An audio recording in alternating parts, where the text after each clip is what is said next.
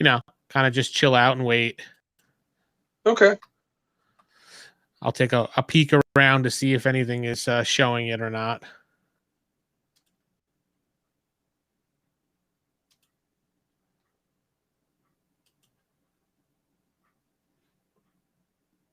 Yeah, YouTube is showing it. Okay, cool.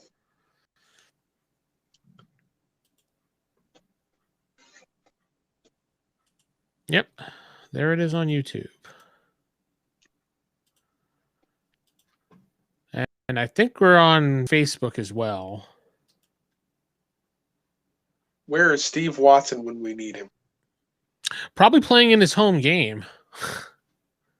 Slacker. But I will drop it on the Discord. And actually, he messaged me already. There he is. Good deal. He messaged me on the side asking what happened to the show. He said, did I miss it? No, I sent him the link so he can join us. I'll put it up in the FASERIP Discord.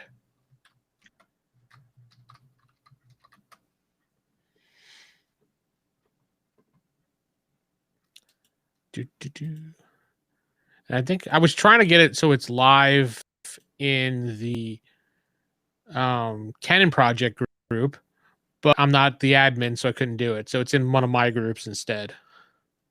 Gotcha. I don't think George is ready to make me an admin, so. I'll tell you what, I'll talk to him about it. All right.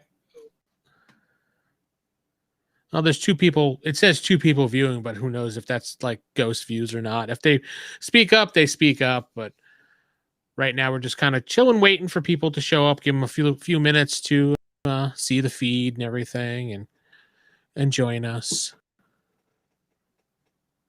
Sounds like a plan to me.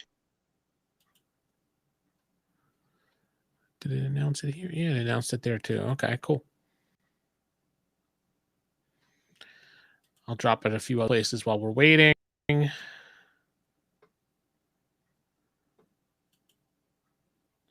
How's the project been going with you guys? Pretty good. Pretty good. Lots of stuff has come out.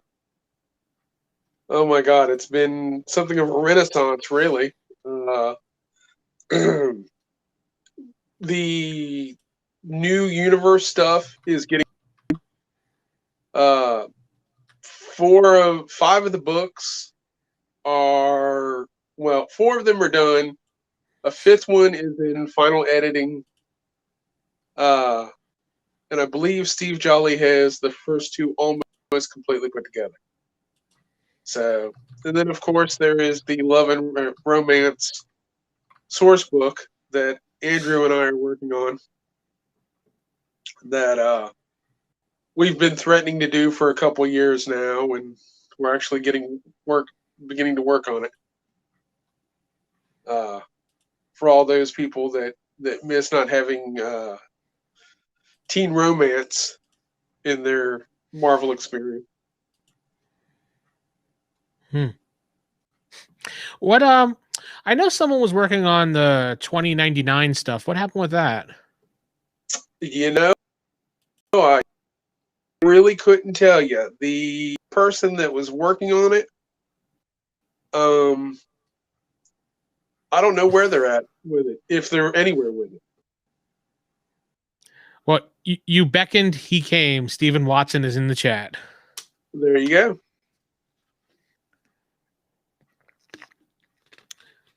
Well, I hope whoever's doing the project is wind up listening to this, because I would love for him to continue that project, because that was one of my favorite Marvel series to read back in the 90s. It was 2099. Well, yeah, I'm not sure what the status on it is. I haven't heard or seen anything in a long time. So hopefully, I mean, I hope it gets done. He might have been got busy with life, because that does happen with us. Yep. What are you working on right now as far as the project? The Love and Romance source book. I have That's finished a bunch of stuff that is still being put together. Let's see. I have contributed to the Lunatic Fringe book that is still being worked on. I wrote a Grandmaster's Guide to NPCs in the Marvel Universe, which is a big NPC source book. Wrote 4 of the 8 new universe books. I've got 2 Marvel files that have still yet to see the light of day. That only because Steve Jolly is trying to find artwork for them. He had somebody that was contributing art, and I don't know whatever happened. I think real life probably got in that guy's way. So I don't know what's going on with that. But there are 2 Marvel files in the pipe, so to say. So we'll beyond that, I think that's everything right now. Yeah. All right. Well, I think we've had enough time pass. We waited about 5 minutes, and there's about 5 people sitting in here. I could see 5 little icons. Yeah, I see it too. Some people are on YouTube. Some people are on Facebook. So there's a couple different places. If you are on Facebook, you do need to give permission before chatting. Otherwise, I think you'll come up as a weird username. It'll just say Facebook user. So, I mean, if you don't want to give permission, that's totally up to you. Just make sure you just put your name in brackets or something so we know who you are. Otherwise, we'll be like, yeah, unknown person. Cool. Thanks. And remember to ask your parents before participating.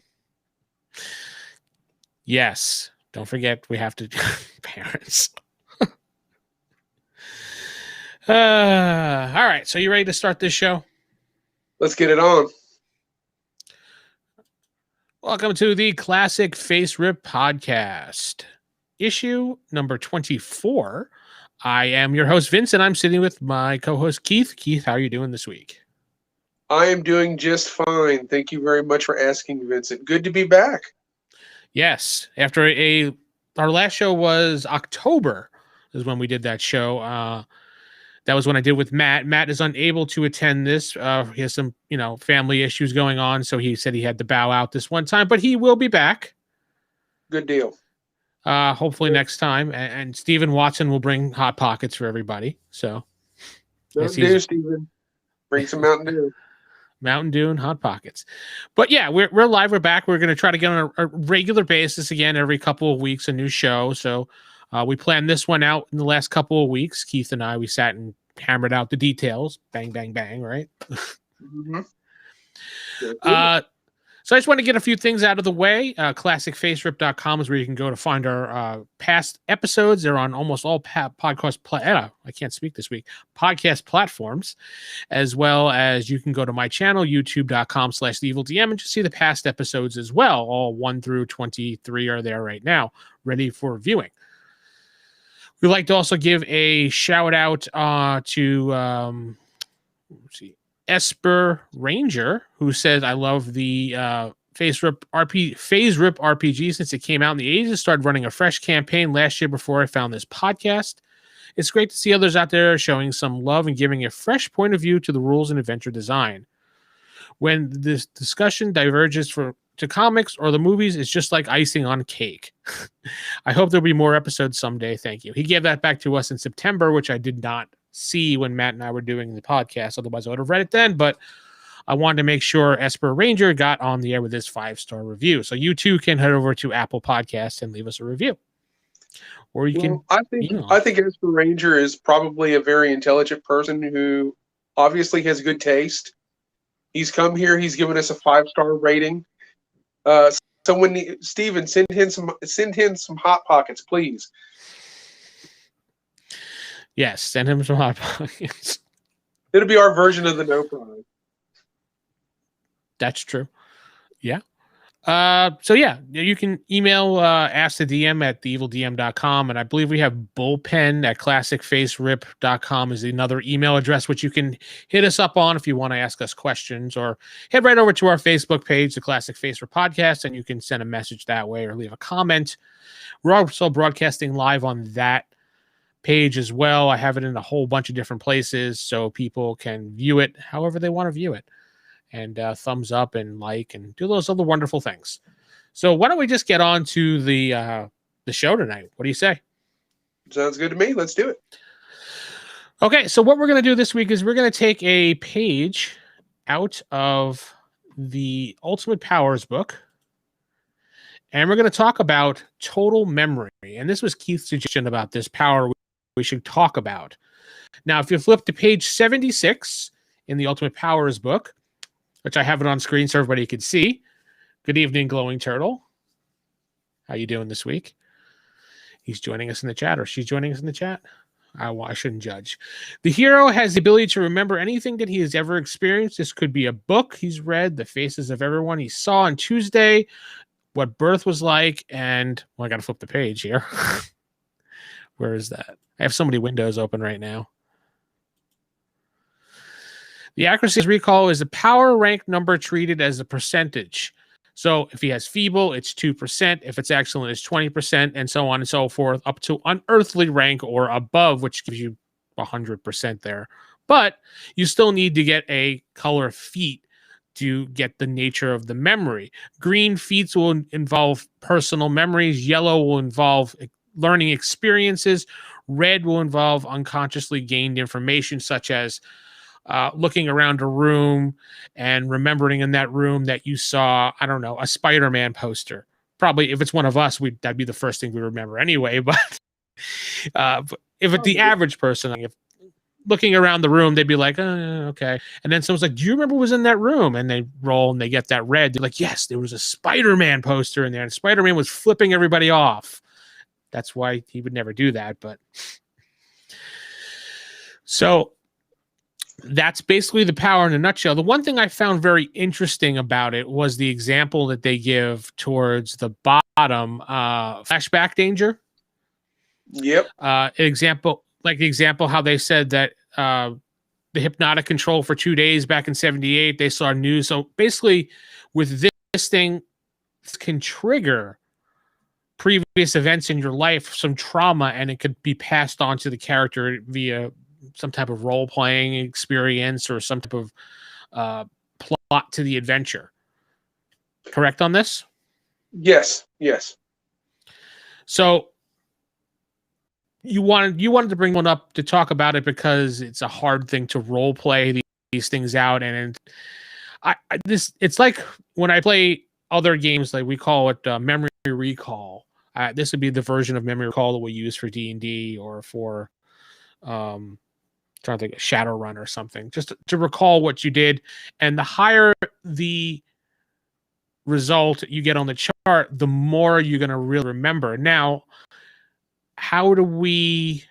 Because basically you can claim, according to the rules, you can claim anything that you want to remember, but as long as you roll it, then you remember it. So where do you separate the metagaming from in-gaming is I think what you really want to discuss. Well, and not only that, but who's going to take the meticulous notes for the game? Well, there are some people. I mean, if it's a standard gaming group, you're lucky if I remember 3 weeks back, much less 6 years ago when we started some Marvel campaign where your character was and what he was doing.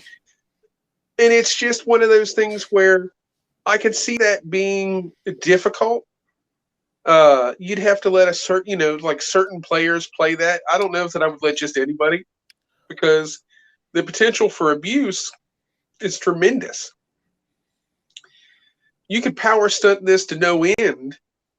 I mean, you could do everything from, let's say, photographic reflexes. Yeah. I to quote somebody far more famous than either of us, I know Kung Fu. Your character could watch something and then replicate a fight maneuver. And you could do any of the science skills, any of the business related skills. Yeah, but could you replicate fighting skill that you've never done and just saw? I don't think it would particularly come out that great. Even if you rolled a red and saying I know kung fu, it's just like I don't think someone who has an eidetic memory, which this basically falls pretty much under, be able to read a book on kung fu and then go over and be able to kick my ass. No, he would probably more than likely hurt me, but I mean, because he would know where to punch, where to kick, where to twist. Well, But what I'm saying isn't that you suddenly get fighting at power rank level, but rather the ability to mimic martial arts A, B, C, D, E, any of those. Suddenly I've watched every piece of film that Mike Tyson ever made for boxing, and I understand how Mike Tyson fights, so therefore I fight like Mike Tyson. And that's the power stunt. I mean, that could be the power stunt. And, it's just one of those things where it's really sort of a crazy power. You have to have some sort of note-taking going on so you understand where everything was and how everything related, and especially if your character has the power. Most people I know really aren't that motivated. That's true, but then you might get that one player that is motivated, and he's like, well, my character spends the next couple of hours, while say like the rest of the people are researching, spends the next couple of hours researching, Muhammad Ali best matches, and then decides that he's going to mimic boxing from that. It's like, I wouldn't really, I don't know. I think you're right. It is ripe for abuse. Yeah, very ripe for abuse. And it's just a matter of if that power stunt was allowed. If it was allowed, then you get into, not to cross companies here, but this is the only one I can think of right off the top of my head. You watch all the footage of Dick Grayson and the Flying Graysons, and suddenly, maybe you think you know something about acrobatics that you really don't know. Or maybe you think you know something about tumbling that you understand how to make a fall or how to do a pratfall, but not necessarily with the grace and skill of an Olympic gymnast. If that makes sense. No, it absolutely does make sense. It's just I see it really ripe with a lot of abuse. Oh yeah. And this is sort of why I picked this, because it's one of those things.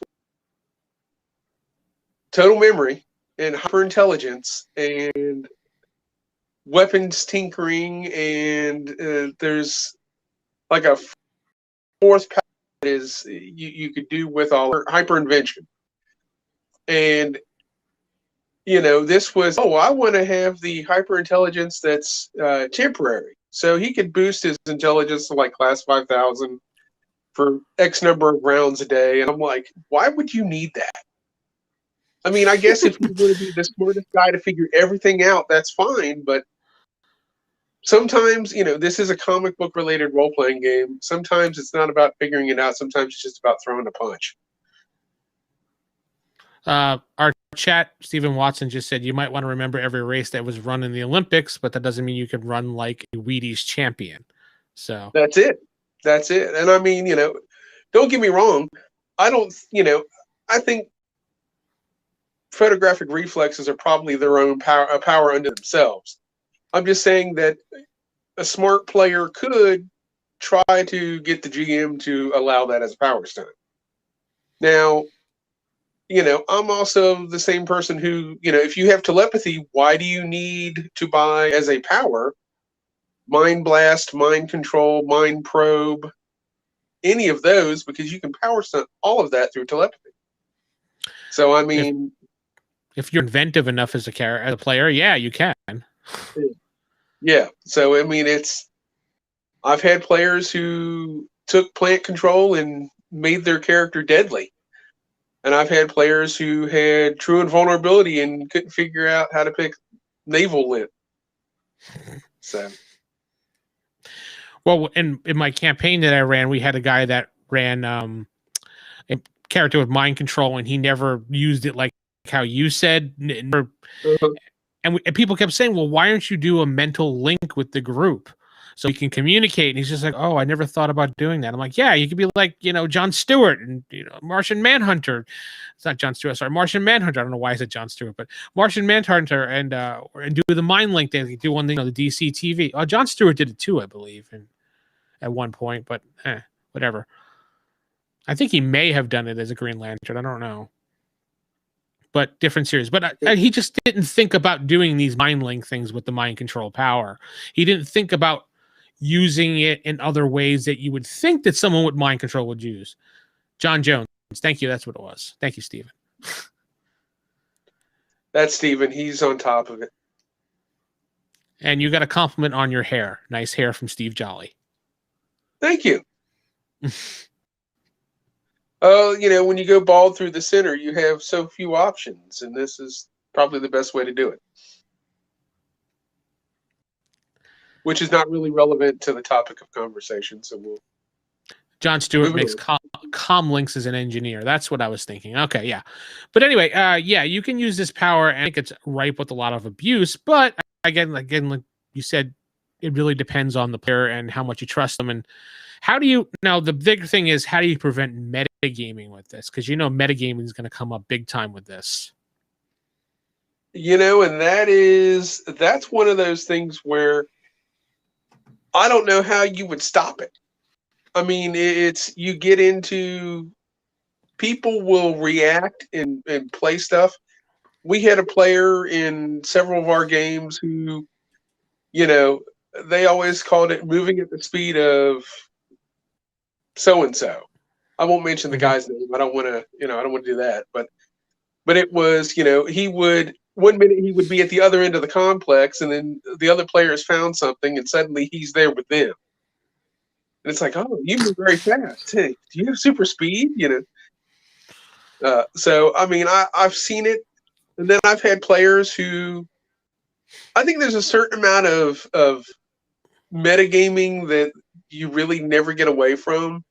Because if it's really familiar, for instance, if you use the xenomorphs from Aliens, the first time anybody sees the little pod egg thing open up, or you describe it in, dripping saliva or whatever, and the black sleek skin, everybody goes, oh, aliens, or oh, predators, or whatever. So, I mean, it's very difficult to do. And it's very difficult to take stuff that you can't take, and obviously can't take like an outside character or an outside piece of source material and use it.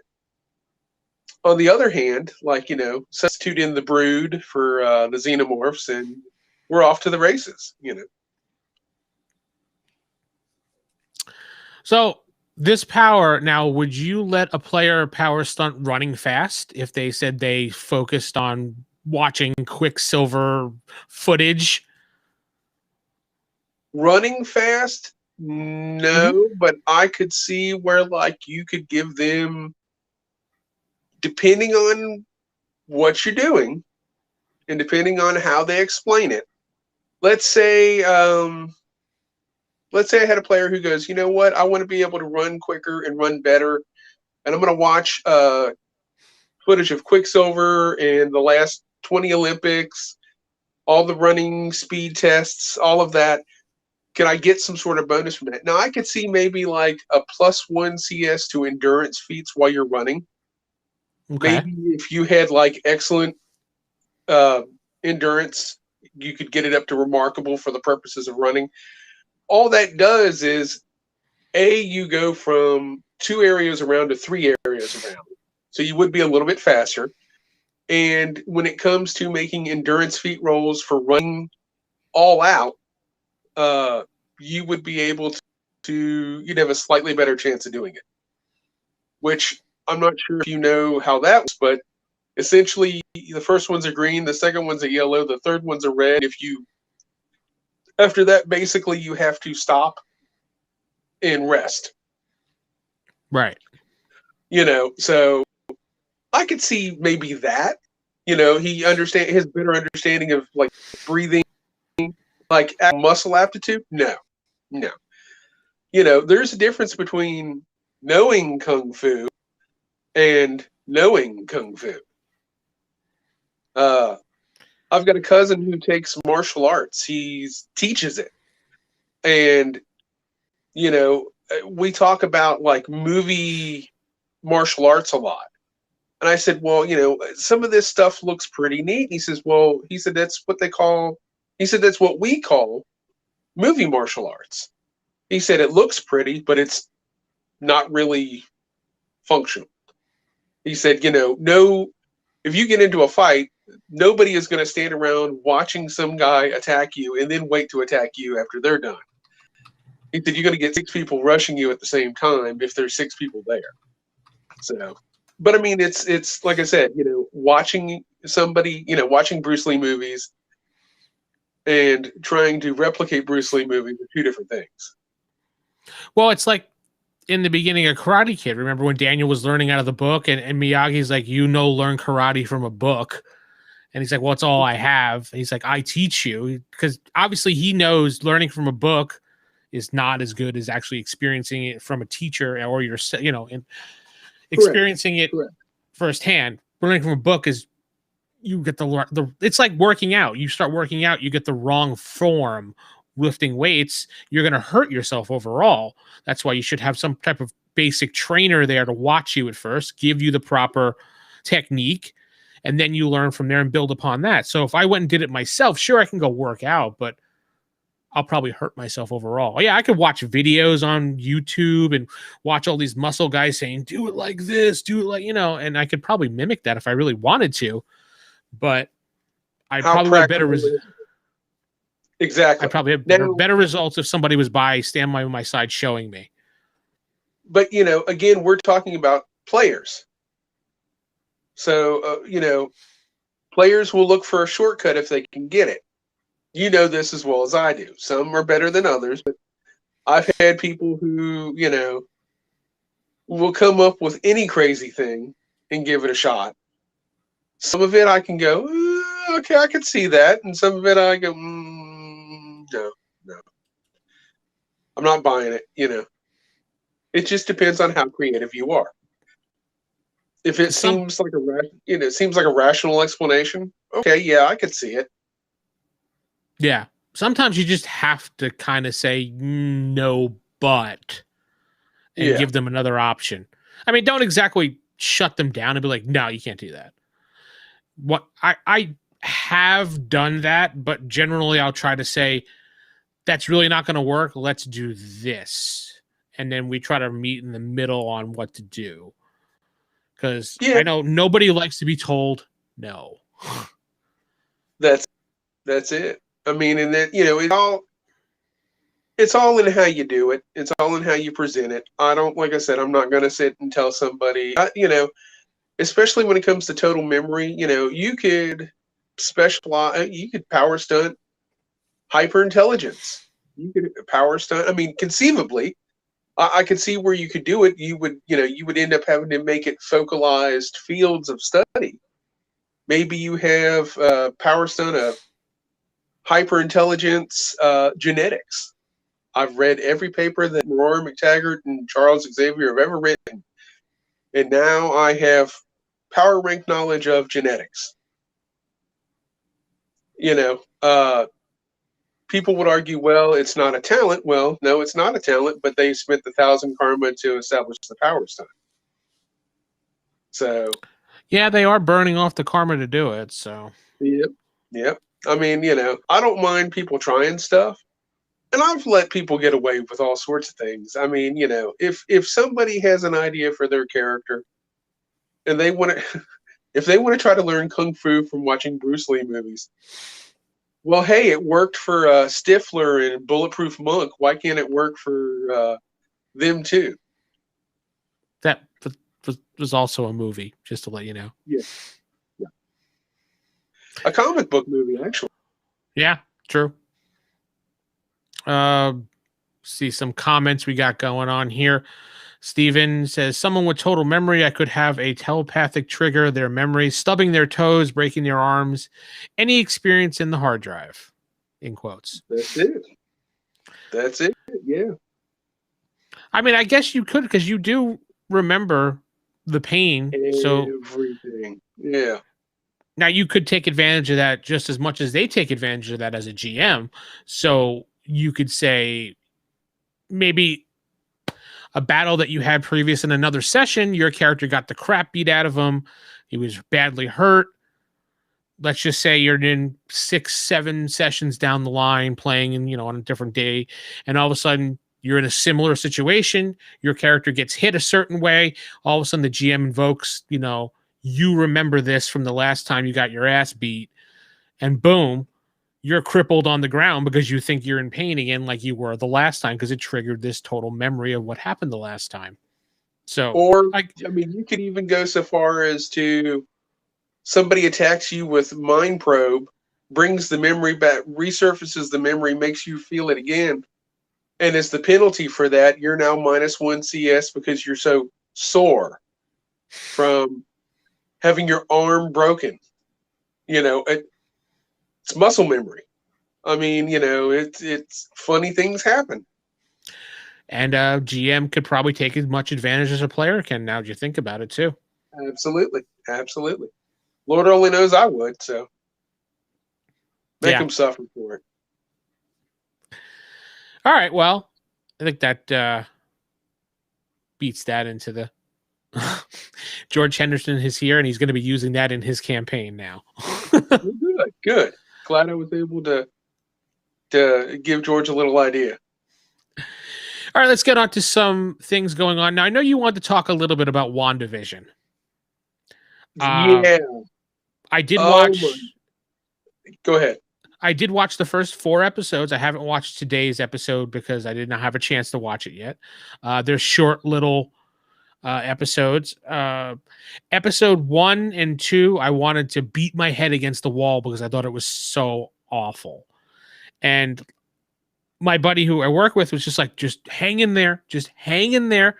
Wait till episode 3, and then episode 4, it'll all be... You'll find out everything, and you'll be like, oh, this is awesome. Okay, he was right. So once I hit episode 4, I was just like, all right, this is much better. But I don't understand what's going on as far as the format that they picked and what exactly is going on with them. So I know it's supposed to be revealed even more in this episode that just came up. So let's not spoil everything for people. Yeah, I'm not really going to try to spoil anything for anybody. I think they're playing with the concept of the TV show reality of it. They're giving you, and Chris Tyner and I had this conversation. Doesn't need to be binged. In the unofficial canon group thread about this. Yep. And basically, the thought that he and I had was it's subverting what is familiar old style television to tell what is essentially a horror story. Because you have 2 characters that are the main characters, but they're unreliable narrators.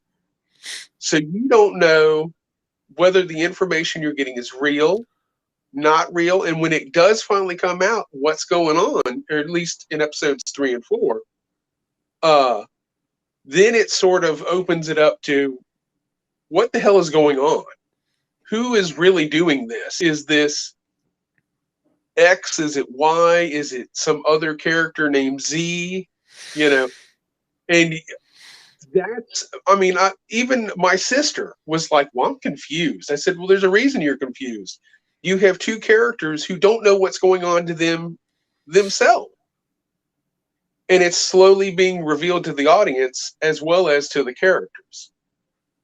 So in that capacity, I could see where people would go, I don't like this. This doesn't make any sense. But you have to watch it. Remember the old days when you actually had to watch television? And it wasn't just given to you? You didn't drop 12 episodes and you could binge all the way through it. That's what they're doing here. They're making you watch it. They're making you anticipate it. And either you love it or you hate it. But it's damn good storytelling because you're getting different stuff. There's a central mystery that the audience and the main characters don't know that is going on, that is slowly being revealed to everybody. If I was watching this from week one, I probably would have given up on it. I know, as it was said by Lord Sidious in chat, it needs to be binged. He's right. I binged the 4 episodes, like, all right, this is good. Now, if I was on week one, and I would have been like really reluctant to go to week 2, because week 2 was like the same thing, just a little teeny bit more revealed of what was going on. Actually, they aired the first 2 episodes together. Did they? Okay. Yeah. So that by the time you actually got to week 2 of the show, you're in the 3rd episode.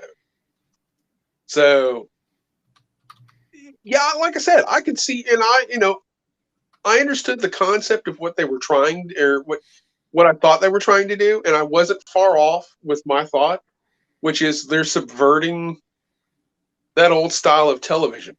They're giving you something familiar, but at the same time, there's an underlying story to it. And it isn't. See, I mean, people were like, "Oh, well, the first episode is like Leave It to Beaver." It's not Leave It to Beaver, though.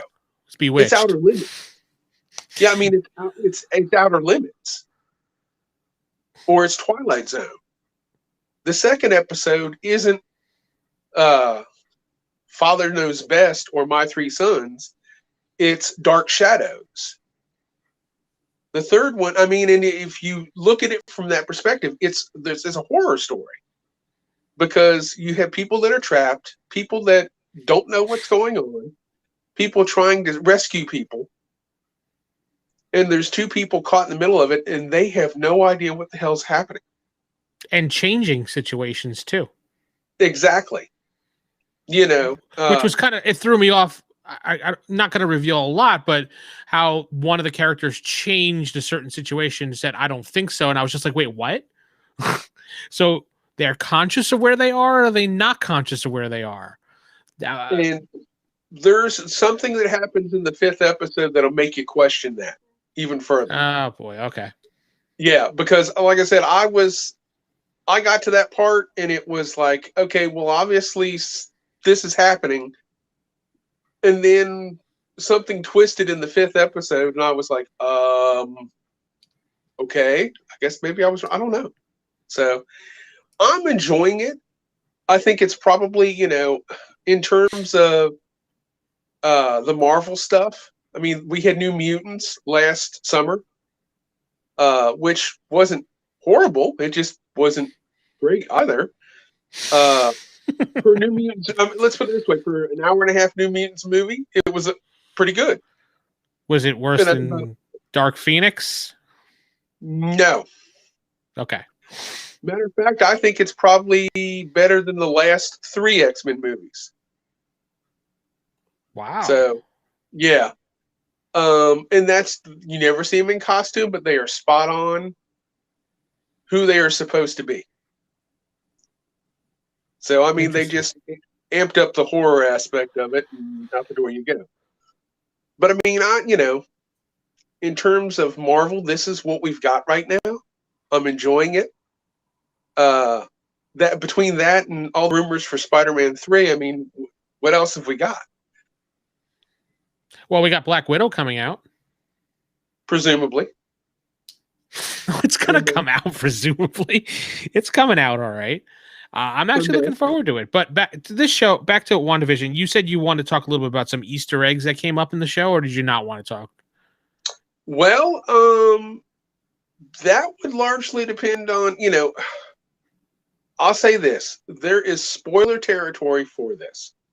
So if you have not watched the first 4 episodes and you want to remain completely in the dark about it, I would suggest muting this so that you don't get anything. If you want to wait until the end and then binge the whole 9 episodes or whatever, I mean, you could do that too.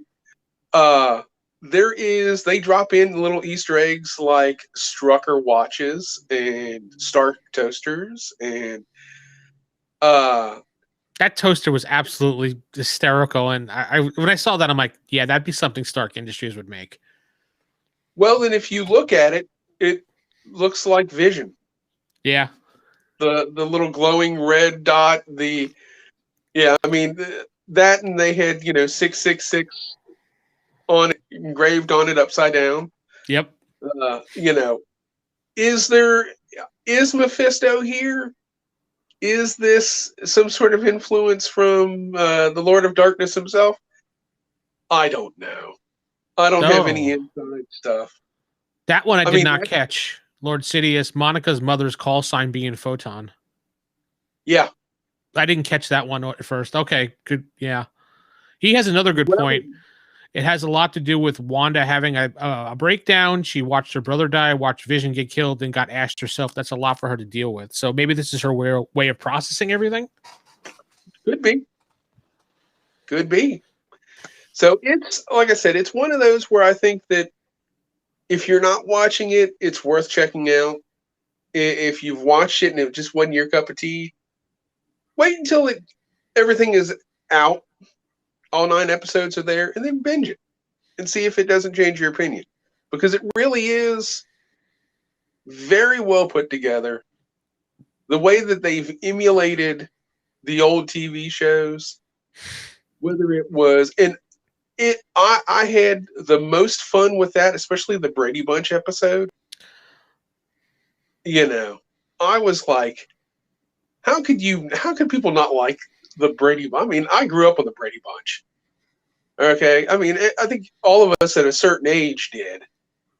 I did, So I can remember the Brady Bunch, Good Times, What's Happening, Alice, all of that stuff. Now, is Sanford any of the rest of that stuff? Yeah, Sanford and Son, Chico and the Man.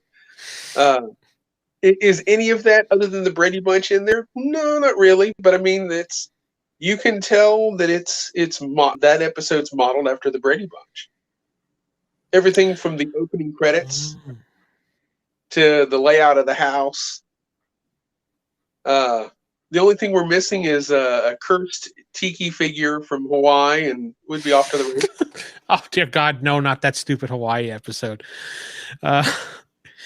Big G has said there was a comic book series where Wanda changed realities. I don't know, but it seems like it's the same. We only got to the 3rd episode, so that's why he's comparing the two. I'm not familiar with the comic book series. Are you?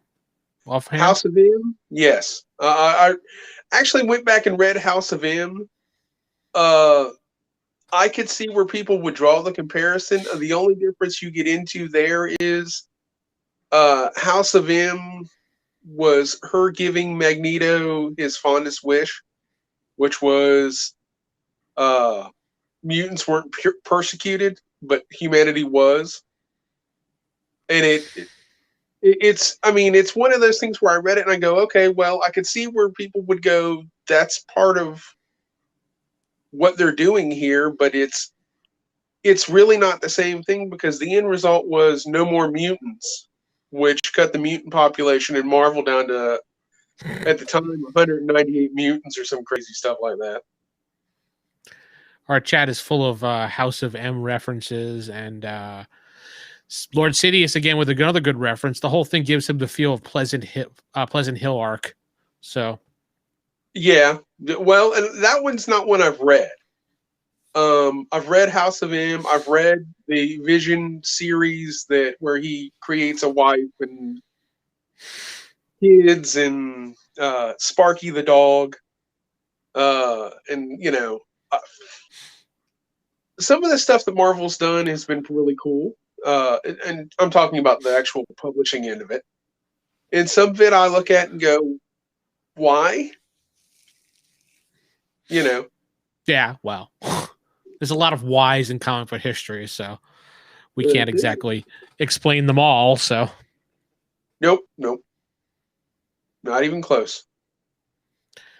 Anyway, so you also said there is a connection to Daredevil in there. Me? Yeah, I thought you said that as well.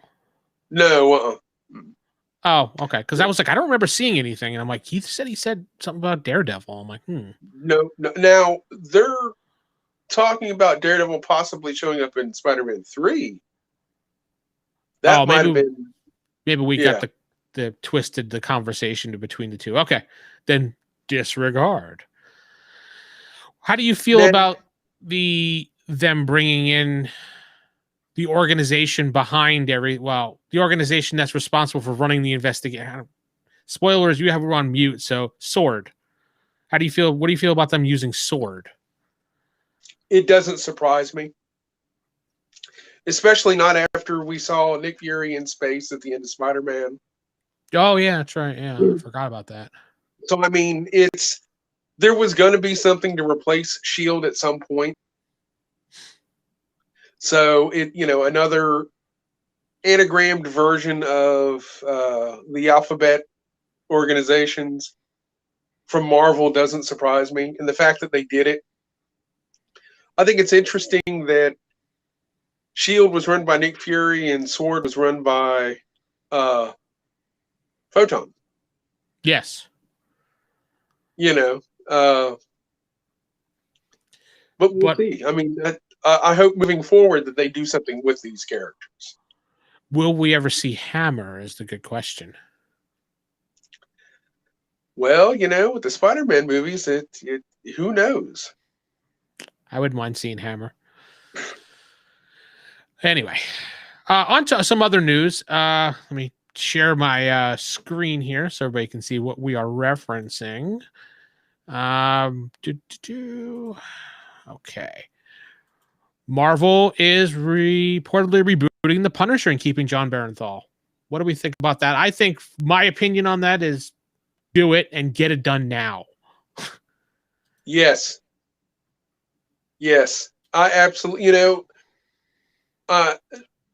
anybody who's ever listened to me talk about the Netflix stuff, in my opinion, Daredevil was the best of the bunch, followed closely as a two-way tie between Luke Cage and the Punisher. And everything else is a distant three. So, I mean, it's, the Punisher, John Barenthal as the Punisher was fantastic. Probably the best actor to play the part. I would have liked to see Frank Grillo in that part. I don't know if you're familiar with him or not, but he did petition big time for the Punisher role and then bowed out in favor of John Barenthal. He's the guy who did Crossbones, right? I believe so. He was more famous for The Purge. Yep, that's him. Yeah. I really can't think of anybody else. Those two would, Frank Grillo would have been good. I like Barenthal. I mean, when it comes to casting, I'm pretty open-minded when it comes to that stuff, unless it just goes so far astray that I'm looking at it going, what the hell were they thinking?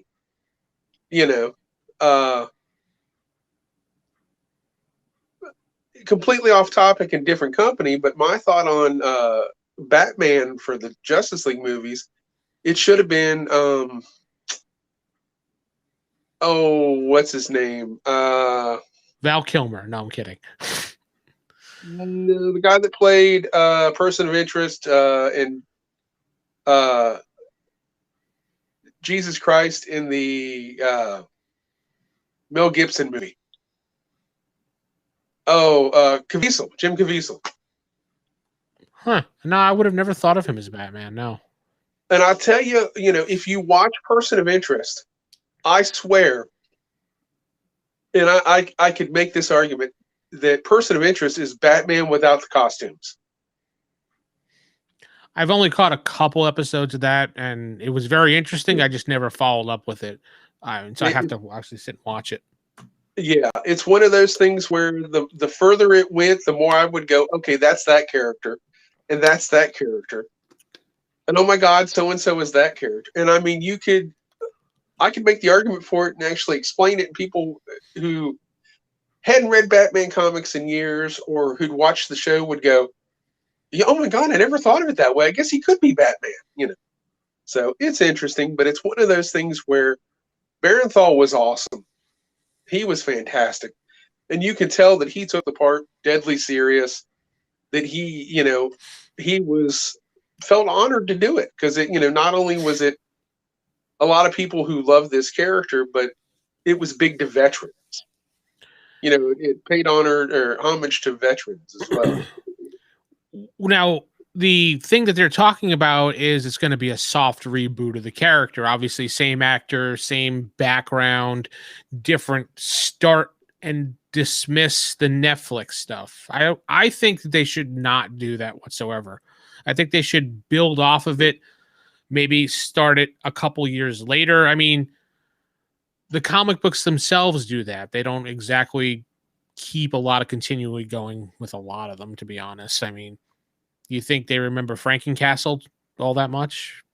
No. I think they probably try to forget Frankencastle, if you want my honest opinion on it. I think we all try to forget that. I remember that was I grabbed that when I was coming back into comics again for after a little break, and I'm like, oh, Frankencastle. Why did I come back now? Yeah. What the hell is this? Oh yeah. I was like, what the hell? The comic book guy was just like, yeah, I'm sorry. I don't know what to tell you.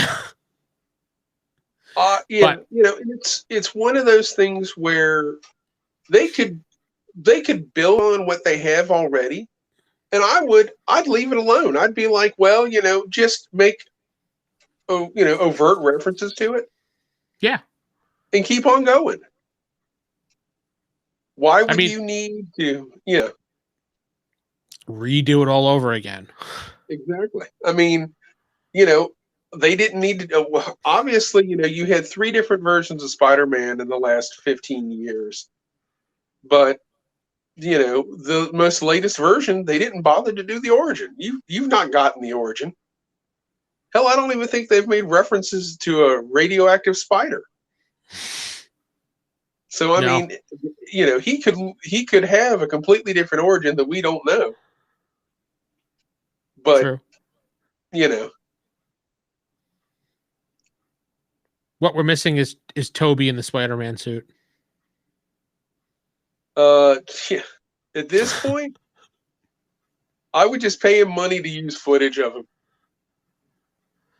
I would like to see, you know, him in the movie in the Spider-Man suit, like an older Peter Parker dealing with everything. You know, and I mentioned this a while back. I thought because I was watching, just watched the Raimi films, and had started watching the Marvel stuff, actual Marvel Studios stuff, and I was struck by the whole, you know, he saves the train full of people, and then you have Tom Holland saving the entire ferry full of people.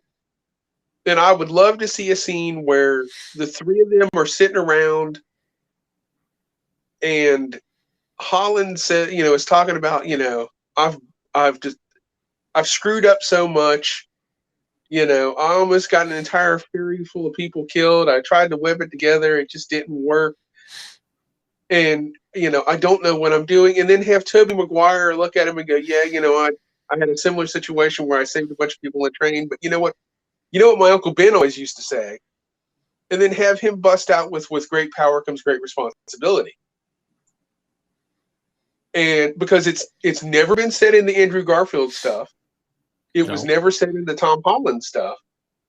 And it would be a great way for that to be passed on to them, both of them at the same time, and have Andrew Garfield go, wow, my Uncle Ben never told me that. You know, and just have that moment where the 3 of them share this one common connective web, if you will. And we have to get at least one dancing scene with Toby in a black suit. Oh, yeah. I mean, come on, dude. My opinion, all 3 of them. Why not? All 3 of them? I mean, you got 3 Spider-Man in a movie, you know, or you could have it Toby and you could have it Tom Holland and then Andrew Garfield in the background going, hell no. You know, I'm not doing that. On another related note thing I have up here, did Marvel cancel the Punisher quietly, basically taking his symbol away from him based upon police officers using it? It's a little bit of a controversial topic, how it came about, but I'm not going to focus on that because we're not political here. I want to talk more about them taking the Punisher, them wanting to take the Punisher logo, his symbol, away from him so that people don't use it in a situation that they don't like. I know that's kind of being vague on the situation and describing it, but I don't want to get into the details to start a political war, if you understand what I'm saying here. Yeah. Here's my thought on that. Mhm. First off, I think it's ridiculous that they would change a character who's been around almost 50 years just because people have adopted the symbol and are using it in some capacity. I mean, I understand the political ramifications of what's going on, but this is no different than people using Captain America's shield, Superman symbol, the bat symbol, whatever else. I mean, it's the only difference is that this one actually is, people make a big deal about him using guns in the comic books. And, rather than get political about it, I just think that Marvel needs to just point out this is a fictional character. People are adopting the ideas of a fictional character. Knock it off. Yeah, I mean, taking away his logo is basically taking away the comic book character's identity. It's like taking Spider-Man's logo or, like you said, Superman's logo away from him because the wrong people, the wrong percentage, small people, the wrong percentage of people are using it in the wrong manner. It's, Yeah. Stephen Watson has a good point.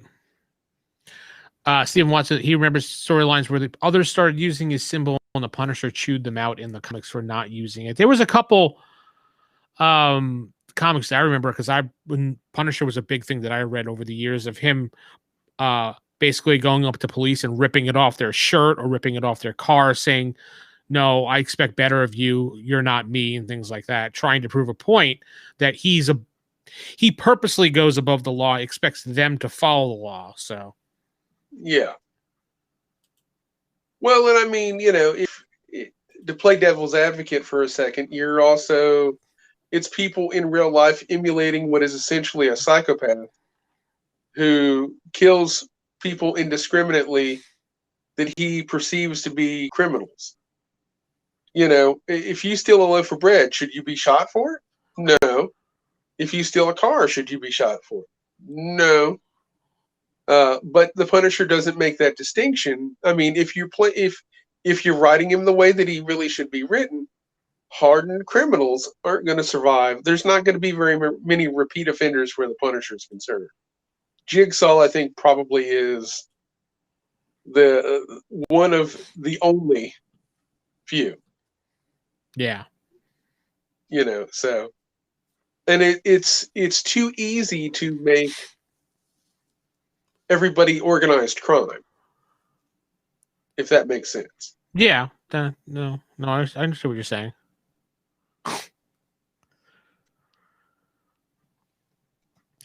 Well, I guess that's going to basically wrap our show up for this week, ending out on that. Please head over to classicfaserip.com if you want to see our past episodes. Don't forget to email us, bullpen@classicfaserip.com. askthedm@theevildm.com is my personal email address. You can email me there as well. And don't forget to head to Apple Podcasts to give us a review. We can read your review on the air. We should be back in another couple of weeks here live on the channel as well. I'll put this episode number 23 up on our website this weekend for us, for those to enjoy and download 24. on the side. What? This is 24. Yes, 24. That's right. I totally said 24.